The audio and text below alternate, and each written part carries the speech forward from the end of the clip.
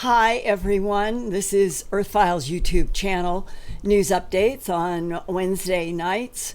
And I want to express to every one of you out there that have been sending excellent questions. And I'm going to start tonight with what I hope will be sort of a regular part of the features to be able to take your questions and answer them. And I wanted to thank the people that have been sending me descriptions of what they are noticing in Oregon. And I have reached out now to several ornithologists, labs. I'm going to now start doing recorded interviews for Earth Files, for Coast, for other work that I am doing. And I'm going to start sharing with all of you on Wednesday nights what I'm learning about the possibility of any kind of quake activity in that Cascadia subduction zone that is in the Pacific Northwest. I am going to start reporting to you about what I am learning from ornithologists about birds and their reaction to magnetic fields and the possibility that birds may actually even be able to hear magnetic field changes. It is a possibility, nothing proved, that birds can see magnetic fields, that part they know, but also hear magnetic fields. If this is true, then the idea that the hummingbirds and some of the birds that are still missing might be reacting to something in magnetic fields that humans are completely and totally unaware. And as we keep going forward in this spring and summer, I'm going to continue to try to share with you on Wednesday nights whatever is the very latest that I have learned from scientists. And I won't go into it at great length because I'm going to do in-depth reports at Earth Files and Coast to Coast and some other work that I'm doing, but I will bring you a summary of some of the latest information because I think it is very significant that people who have lived in areas for 30 years, 35 years, and have never seen anything quite like this year in which we have not had any winter to speak of in Albuquerque, New Mexico. That's another big change here. And we're all wondering what's going to happen in the fire season. And the fact that the birds, so sensitive to magnetic fields, have had what appears to be such radical change of normal migratory behavior this spring in areas where they've always been. It's noteworthy that we're looking at it and that I'm getting information from you. And what I wanted to start tonight is just sharing you 3 of at least 150 emails. That is a lot to receive in a public forum. And those 150 emails are echoes and often long. And these are short and concise, but they give you a feeling of what kind of feedback I've been getting. This is from a person who lives in Eugene, Oregon. I have noticed the same thing that you're reporting. The only birds that I see now are ravens. Every year in early spring, we are covered in robins for a few weeks, and this year there have been none, all caps. Also, I have a hummingbird feeder and have to fill it weekly in the past. This year, I have not seen one hummingbird. My flowering cherry is always covered in them, but this year I haven't had any, not even one. You are correct. The birds here are gone. I have never seen anything like this. The world is going insane, and I am worried. Thank you. Sheila Chambers, Brookings, Oregon. For the last 3 years, there has been a serious drop in the number of insects, spiders, and the birds that feed on them. I used to see many small flies, beetles, and spiders in my yard. Dragonflies would come from the south in swarms each fall, but now nothing. In the past, I also had many hummingbirds, finches, sparrows, blackbirds at my feeders, and now most of those are gone. Even house sparrows are scarce. I think it's our agricultural and garden poisons and our herbicides that are sprayed all over the roadsides, lawns, and habitat destruction that are to blame. We are killing the very foundation of life on this planet. Phytoplankton are down by almost 50%. The rate of extinctions are increasing. Humans and their domesticated animals occupy 90% of the arable land. We poison the soil, the water, the air, and even our own food. And now we have unselected, and this is an acronym, in power in the White House. And he has filled every position with people who oppose the function of that office. Anti-education, anti-environment, anti-peace, anti-science. They are against everything of value in the interests of profit. We and most of the life on this planet are doomed if this continues in the name of power and the barter system. And this is an extremely interesting email that I received this afternoon in Albuquerque from a H. Ferreiro in Lemon Valley, Nevada, northwest of Reno. It was about 11 a.m. on March 29th, 2018, so just a few days ago, when I saw a large hawk or eagle flying in circles about 1,000 feet up. It was catching a thermal or updraft and probably looking for food. I watched it for about 5 minutes when the bird suddenly looked like it was doing evasive maneuvers, as if something was attacking it, and I could not see what this was. And then there was a very bright white flash of light, and then the bird disappeared. I've never seen anything like this before. This was disturbing for me, as what the HELL did I see? Question mark, close quote. If there's anybody out there who has ever seen a big flash of light when they were seeing multiple birds or a single bird, and have seen birds disappear in the presence of a flash of light, I'd like to know. The big flashes of light that have been being reported since 2011 have been coming before the big boons. The light has come before the boons. So what are the lights before the boons? What could a light be that a bird 1,000 feet up would disappear in the presence of the light? What are the flashes of light that a lot of people keep writing about, as well as the disappearance of the hummingbirds and other species in Oregon?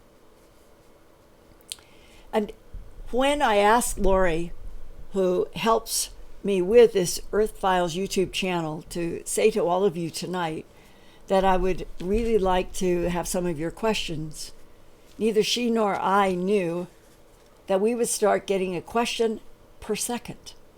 It was that fast. And I have questions. And I've gone through reading most of them, and I love your curiosity, your intelligence, and your down-to-earth sensibility. And tonight I'm going to start with first one of the down-to-earth sensibilities who asked me, Linda, do you have a preference for red or green chili sauce? Or do you like it Christmas style, mixed red and green? And has there ever been any phenomena around Hatch, New Mexico? And Hatch is the big growing place of chilies here in New Mexico. Well, starting with the sensibility of life that we must all keep ourselves grounded in while we are trying to understand what is happening in this changing revolutionary time. My favorite is the green.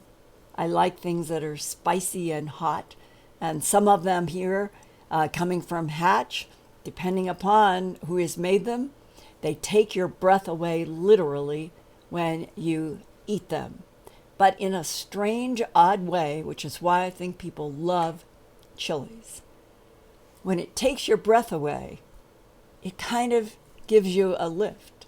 It's sort of a refreshing moment if it's not too bad. And that is the gift of chili. It can be mild and it can be strong, but it is so kind of oddly refreshing. And that's why New Mexicans love Hatch. They love the chilies, and all of the food here, you're offered green or red or mixed green or red. I just like the green. And phenomena around Hatch. I cannot give you a specific, but one of the things about the state of New Mexico, any place that I have ever gone, whether it was going back and returning to Roswell or to Socorro, or to Las Cruces, or up to Farmington, Aztec, in between, if you ask about animal mutilations, you hear stories everywhere you go. If you ask about seeing strange lights that move in 90-degree angles, everybody has a story. And then if you ask, have you ever had vivid dreams, or do you ever remember having any kind of a strange buzzing as a kid, or a light in a closet at night? It's amazing how many people in this state have a story to tell that fits into the abduction category. So, of all of the places that I've ever spent a lot of time, New Mexico and Pennsylvania, I lived in Philadelphia as well. Those are the two places that I know for a fact that I have probably gained the most stories in one area. New Mexico and Pennsylvania. I know that they're everywhere, but that's just my personal experience. This next question, I thank you so much. What can we each do to help you? You're doing it. The people who are sending me emails about what you are seeing in your environment, the people who have had strange interactions with lights, with shadow people, with all kinds of eeriness, you're sending me very, very intelligent, thoughtful emails describing what has happened. And as all of you know, I never use anybody's name or location when it comes to something in the abduction phenomena or an encounter with a non-human being. So you never have to worry about me talking about who you are or where you are. But the substance of what you are sending me in emails is very important. And then when I ask in email back to you, may I have a phone number to follow up? These are the people that I call, and out of those, a few through the year go on Coast to Coast, Earth Files, all with asking permission. I just want you all to be comfortable with that you can share with me what's on your mind or something that has haunted you in your life, and you don't have to worry about me giving out your name or where you are. And then I guess one more thing. You can all help me by constantly staying up with earthfiles.com and sending me emails when there is a subject that you know something about or you have a question. And for those of you who may be new, the 4 books that I have done and the documentaries that are at the Earth File Shop, from everything that I know, those 4 books still hang in there as being what I like to think of as the pressure of fact about this difficult phenomena. So for those of you who don't have my books and videos, check it out. earthfiles.com, the Earth Files Shop. From my point of view, what's in those books and those videos are extremely important for trying to understand some of the phenomena that we're hearing more and more about now. Here is a question. Linda, have you ever done an in-depth investigation regarding Bigfoot or similar creatures? Yes, I have interviewed many investigators. I even was hired as an investigative reporter by a company out of Hong Kong, China. And it was Mysteries in Asia. And we flew into Hong Kong, went to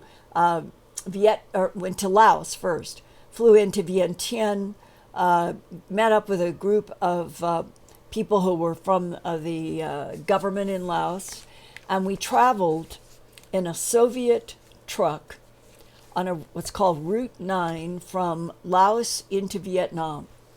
And we got right up to the border that is Laos and Vietnam, and that is where there was a village where people were reporting to some of the political representatives that they had seen a creature with long hair that had a human face, that had the ability to reach up into a tree and grab a hold of some kind of fruit or nuts in the tree.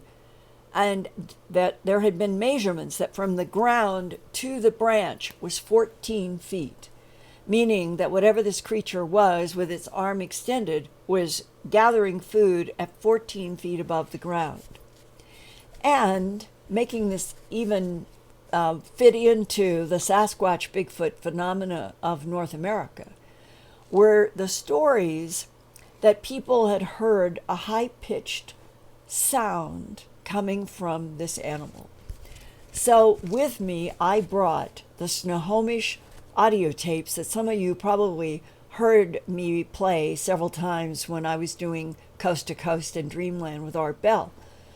He loved to hear the Sasquatch Bigfoot sounds, and the one that I took to play to see if the locals in Laos on the Vietnam border might have heard is the one where I had the letter. It was a woman in the 1976 time period. She had heard the sounds in her cabin in Snohomish. And when she went out onto her back porch, she could see, I believe there were 3. And based on the trees, they were at least 8 foot tall. And she called them silverbacks. Was it age? She said a lot of silver in their otherwise dark hair. Or was it a species? We don't know. She didn't have a camera. She didn't take any photographs. And yet she stood on her back deck porch with a little amateur audio tape recorder. And she just said that she just held it on the palm of her hand while she could see these, I believe there were 3, of what she called silverback Sasquatches. About, I remember it was she figured about a quarter to a half an acre from where she was standing. And they didn't run toward her. They didn't run away. They just stood there making these sounds that she recorded. And they have a very high-pitched, really high-pitched, looping sound. It's very, very eerie. So on one of the nights that we were there, I had played this sound for people in the village, and they had all nodded their hands, and our translators said, yes, this is the sound that they have heard. Well, the cosmos that we live in does strange things. Synchronicity, fluke of coincidence, whatever you want to call it. That night, we were all of us sleeping in a room with mosquito netting over us, thick mosquito netting. And at 2 o'clock in the morning, because I kept my watch on. We were all dressed. Nobody got out of their clothes. We were just in like cots with mosquito netting because it was very hot. And at 2 a.m. on my watch, I woke straight up. I came right up, sitting.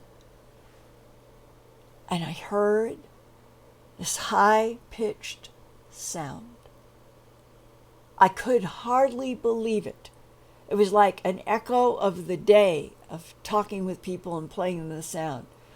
But it's in the early morning hours, and I knew that my bag with my actual tape recorder was inside of a suitcase that was probably 20 feet from where I was in this room.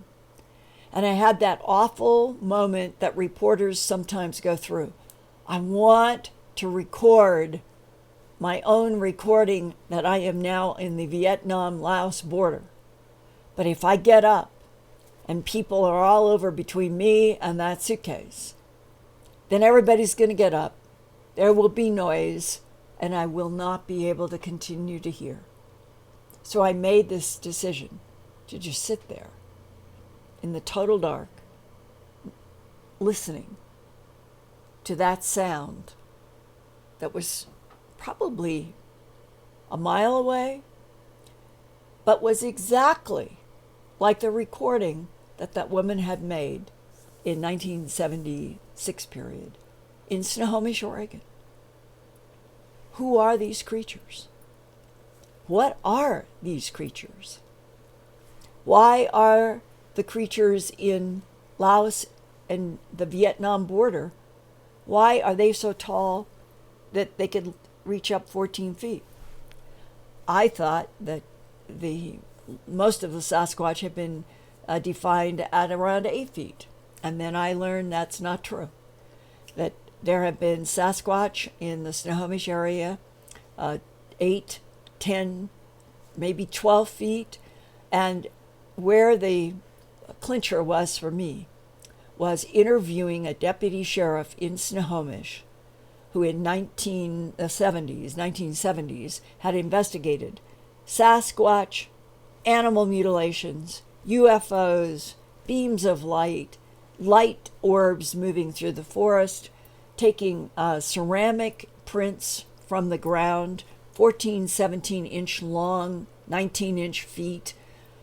And he told me, he said, whatever we're dealing with, they have the ability, something has the ability, to kill a deer and hang it up by the scruff of its neck on a broken branch that was freshly broken just for this, was his conclusion. And he said they measured that the deer was hung up on the broken branch 14 feet off of the ground. And that was in Oregon. So I've had, and in my book, Glimpses of Other Realities, Volume 2, High Strangeness, there's a whole huge section of UFOs, Sasquatch, eyewitnesses, even a photograph in Glimpses of Other Realities, Volume 2. This is a very interesting question. Linda, I'm reading the Journey to Planet Serpo. Now, they're referencing a book. I don't know this as a book. I know it as the Unfolding Serpo website, sort of coming out like reports on a regular basis. And they certainly would make sense that they've been compiled.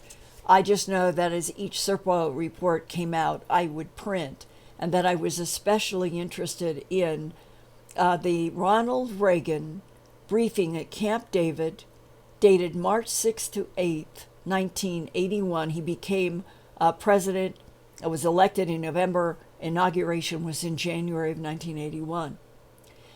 And the short form is that, assuming that the Serpo material about this briefing for President Reagan is accurate, I've been told by a Washington insider who's helped me for several years that it is, that Ronald Reagan was taken to Camp David.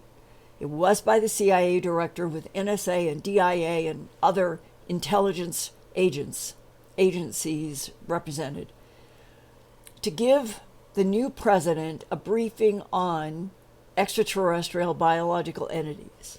And they broke down 5 types for the president, They talked about there being allies, and one, the Trontoloid, the fifth on the list, as being a hostile alien visitor. And Ronald Reagan's reaction was to want to know more about the extraterrestrials. Did we have to have some kind of a military action to protect the world and humans in the United States from the Trontoloids, the fifth on the list? And that's what the Serpo material about the Reagan briefing, that's what it's all about. At earthfiles.com, for those of you who are subscribers, I have my entire like a keynote conference presentation that I have done about the Ronald Reagan briefing. I have it all there with all kinds of photos, other documents, and images. So for those of you who would like to get into this particular part of the Serpo series, go to earthfiles.com and in the search bar, type in all caps SERPO, and then you will see the reports that come up that I have done, and I think you would find it very valuable to go into them. So this person who is asking me if I'm skeptical, I don't know about all of the issues of fact in every single one of the Serpo reports, but I would personally recommend to everybody who comes to the Earth Files YouTube channel, if you haven't already, Google the Serpo material. There's hundreds of pages. I don't know the full number of pages. And the Ronald Reagan is toward 3 years ago it was posted.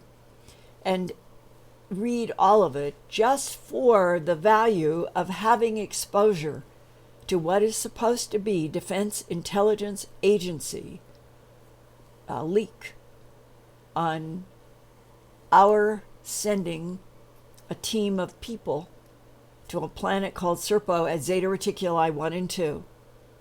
And what happened?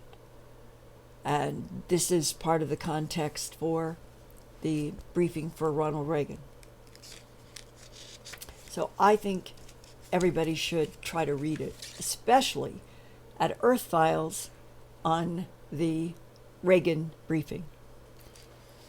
The next question: what do you think is the reasoning behind the cat mutilations in England? Heads and tails missing is rather strange and quite different from the cattle mutilations. Should I be concerned about my own cat? It's a great question. In my files, the first cases that I ever knew about cats being cut in half, either the front half left or the back half left, not both halves of the cat, goes back to Tustin, California, and Toronto, Canada. Both were reported about in the New York Times in the end of the 80s.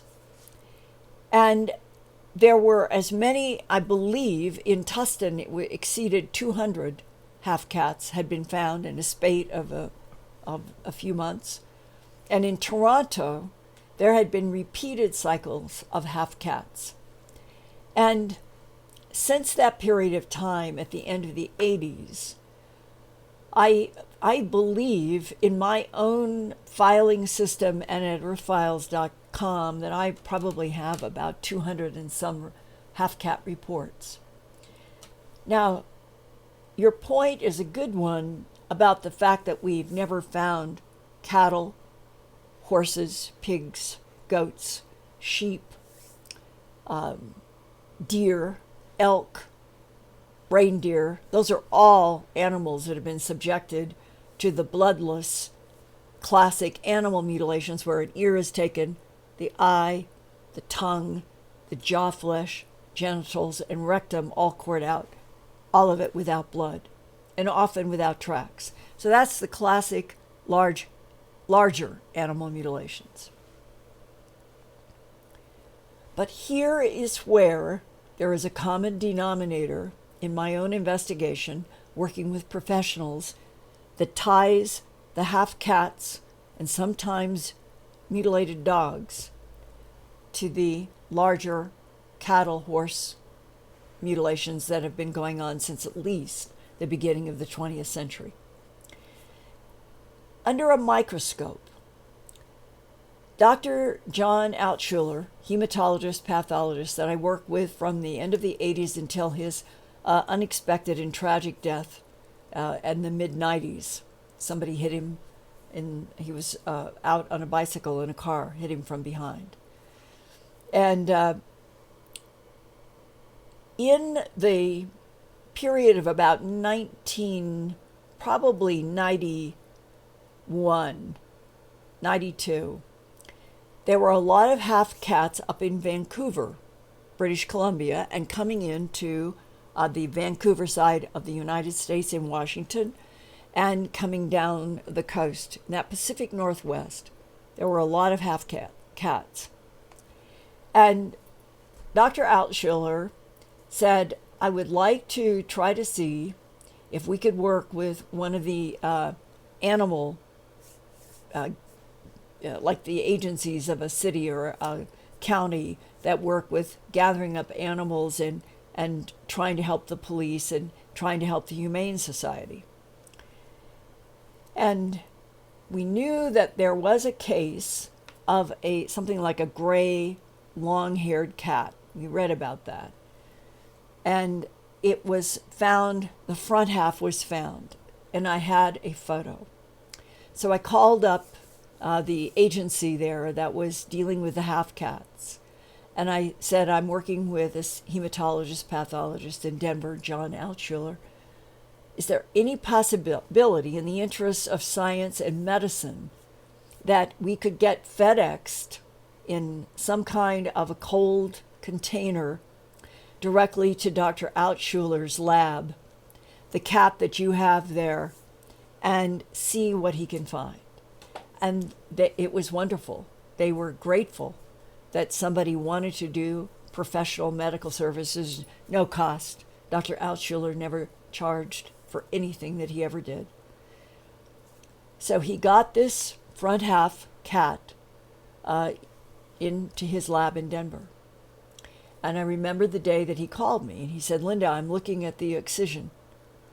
And he had done several dozen large animal mutilation cases with me. And we already were aware of several things. Hemoglobin cooked, collagen cooked at the excisions, no carbon residue at the excisions, even though to cook the hemoglobin and to cook the collagen, you have to be using heat. And we're all a carbon-based life form. The cats, the dogs, the cattle, the horses, you, me, we're all carbon-based life forms. And as Dr. Altschuler said, for any kind of laser surgery to cut through tissue under a microscope, the one thing that we should see would look like if you took pepper and did pepper grains, but you're looking at this at a microscopic level. And those pepper grains are carbon residue from heat.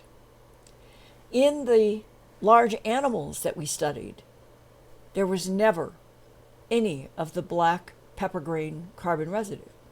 And Dr. Altschuler said the first time he showed this to me, I have no idea what the cutting instrument is, because it can't be a typical laser. Laser surgery, by demonstration, always has carbon residue at a microscopic level. We're not finding it in the mutilations. Well, when he got that half cat from up in the Vancouver area, the gray front half of this long-haired cat, no carbon residue.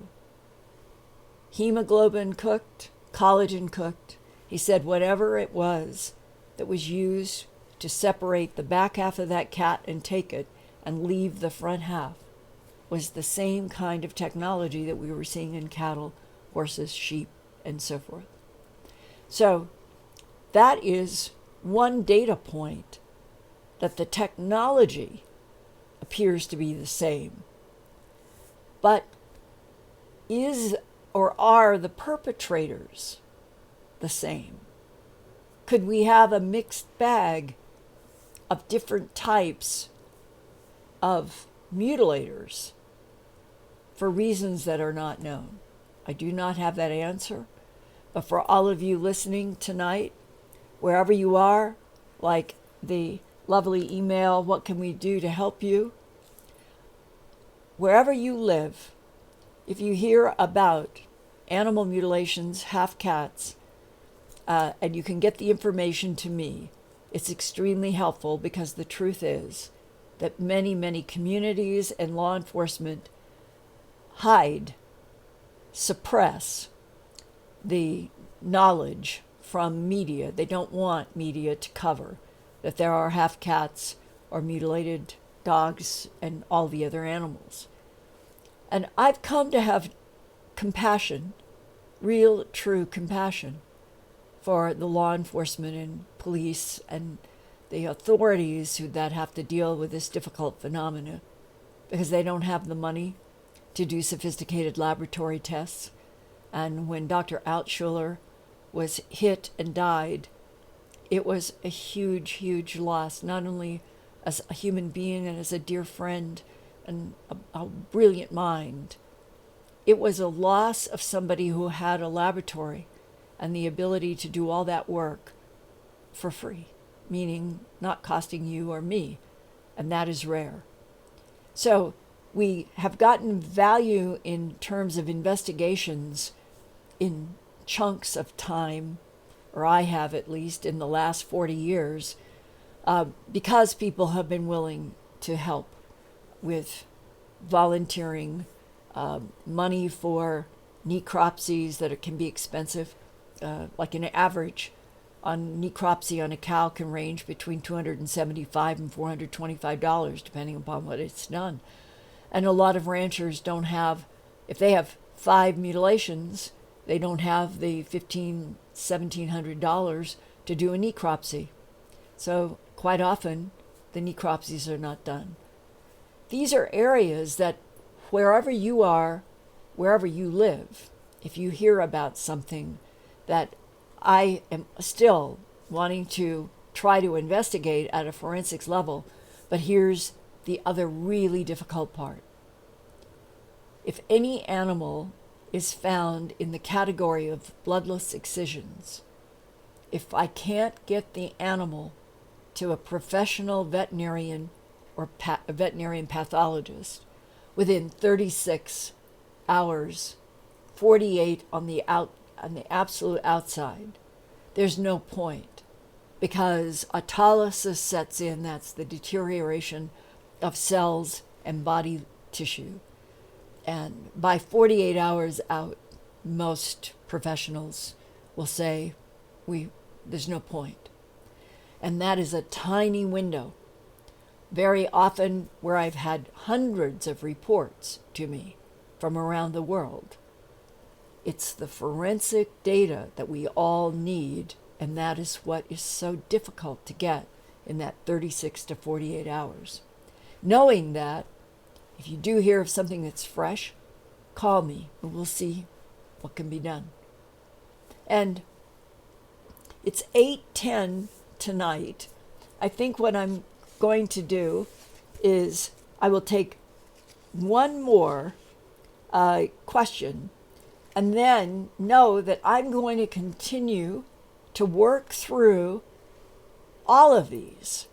And so what I'm going to try to do on Wednesdays now is I'll come up with or share with you news, whatever is breaking news, for a few minutes.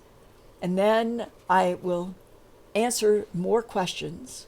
And then we'll throw it open live to what we have been doing, because I love that. I love the interaction and the dynamic of the live Q&A.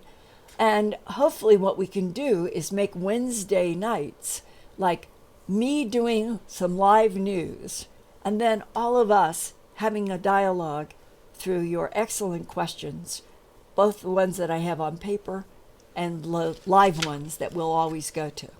And so, with great gratitude to you, I will go to one more question in our list, and then I'm going to go to Lori Moriarty. Now, This is a person in Idaho who says, I would like to know if there is any more information on the booms being heard around the world being connected with earthquake activity. For example, all of the booms being heard out of Twin Falls, Idaho, and the earthquakes in southeastern Idaho last year. Do you think there is a link, and could these be connected to fracking? The last question first. There are so many parts of this planet that have been experiencing the loud booms, some of the flashes of light, that include New Zealand and Australia and Europe, where there is no fracking. The biggest fracking link to booms and seismic activity is one place, and that's Oklahoma in the United States. You can track patterns there and say that some of what has been happening in Oklahoma is directly related to fracking. Once you get outside of Oklahoma, it's much more difficult to find that link. Now, the whole big box, what could these 2011 to 2018, 7 years of boom reports around the world in both hemispheres, some associated with the bright flashes of light before the booms, and the vast majority where there have been authorities involved, there are no jet fighters breaking the sound barrier. There's no USGS measured seismic activity. There is no known construction underground or above ground. Very important point here. One of the perpetual and persistent mysteries about these booms that can also have a metallic edge to them, and some even go as far as sounding like trumpets, is that some people will say and swear, no, it came from above me. I know the sound came from above me. And a person in maybe the same neighborhood will say, no, I felt it on the ground. The floor shook, the window shook. And one person said, my cement foundation cracked. That proves the sound is coming from below ground. Throughout the entire we'll say profile of all of these, maybe thousands of booms right now, if we knew all that have occurred in the last 7 years, is this strangeness about where is the sound coming from, and that people are adamant either above ground or below ground. When you go to geophysicists, and I have the series that I did at Earth Files about 3 years ago, in which a businessman who works in the fossil fuel industry, he was very interested in this and brought to bear some of his technology and information and said, it is possible that if there are changes in the core, the big iron core at the center of this planet that is 70% the diameter of our moon, that is the big iron core at the middle of our planet that turns inside of a sea of liquid iron with a little nickel in it. That's the dynamo. That's the dynamo of Earth. And that's what makes our magnetic fields. And between that big iron core coming up to the thin rind that we all live on, that's only about averaging 15 to 25 miles, there's all this magma.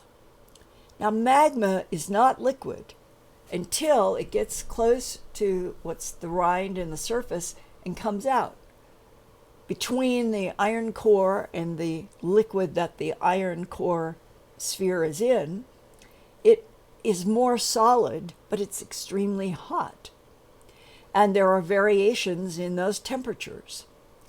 And it has been suggested that if we were moving into a pole change where the North Magnetic Pole will become in Antarctica and the Antarctic South Pole will go to the Arctic and everything would turn upside down, and I'm talking about magnetic fields, not the Earth, then there have been suggestions that leading up to that final exchange, that there might be changes in the core that could come through the mantle as infrasound.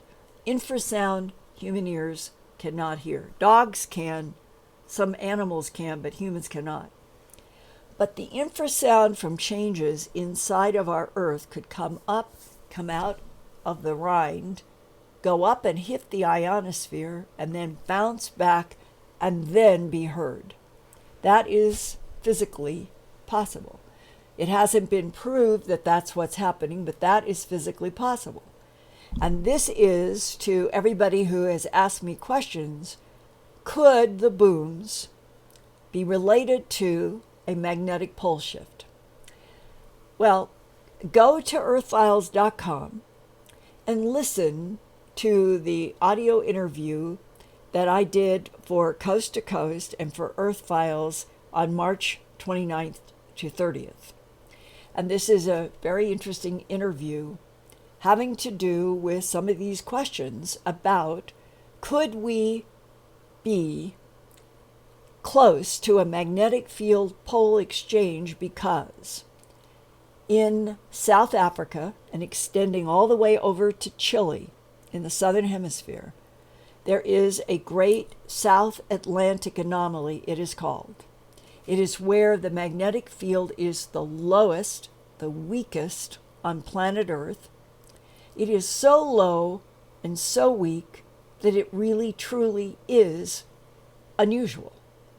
And the interview with a professor from the University of Rochester is an interview that I think you would find very interesting, and there are very interesting illustrations and graphics. If the poles are going to change, would it be this century? He doesn't think so. But there are physicists out there who have been studying all kinds of various aspects of seismic activity, weakening magnetic fields, the increase in cosmic rays. It could be related to the solar cycle that we're going to enter, 24, 25, 26. It could be headed to what's called a Maunder minimum. That would be the lowest sunspot activity in the sun for the next approximately 30 years, if it does bear out, comparable to the Maunder minimum from the 1600s to the 1700s, when it was a long time period for not having sunspots on the sun, and there was a cooling on the earth that is sometimes related. There could have been other factors, but if we're going to move into a Maunder minimum and we're going to have changes that might be happening inside of the earth because we're building up to a magnetic pole change, then we now and the children to come would be the first generation of standing up primates to live through the magnetic pole change, because the last time it happened was 780,000 years ago. So no human, no scientist, no magnetic field studier knows exactly what's going to happen, or how long it's going to take, or what will occur. Could the booms, the flashes of light, be in the category of something that is occurring because everything inside the earth is beginning to change? We don't have a prove yes. We don't have a prove no. That makes everything so fascinating. I will keep investigating. I'll keep reporting. And for those of you out there, wherever you are, just keep sending me your questions and your letters and your observations. And in the next Wednesday, we'll get into a little bit more. And right now, I'm going to turn this over to Lori Moriarty to thank you for those of you who are helping and contributing to this Earth Files YouTube channel. I love you all. Thank you. Thanks so much, Linda. And we had an amazing group of people tonight. The list is long, so I'll start with Minnesota folk Vicky Vitriel, Christina Seibel, Sherry Michelle, Douglas Smith, Vicky, Douglas Jones, Mia Coe, John Weinecker, Smurfter, Kevin McBride, and Defuse56 with incredibly generous super chats. Thank you so much, everybody. Oh, thank you. Thank you very much. And with that, I'm going to say so long until next Wednesday, and keep coming to Earth Files, where I always am going to try to give you breaking news as well as in-depth reports about this universe we're in, the solar system we're in, and this planet that we live on. Thanks.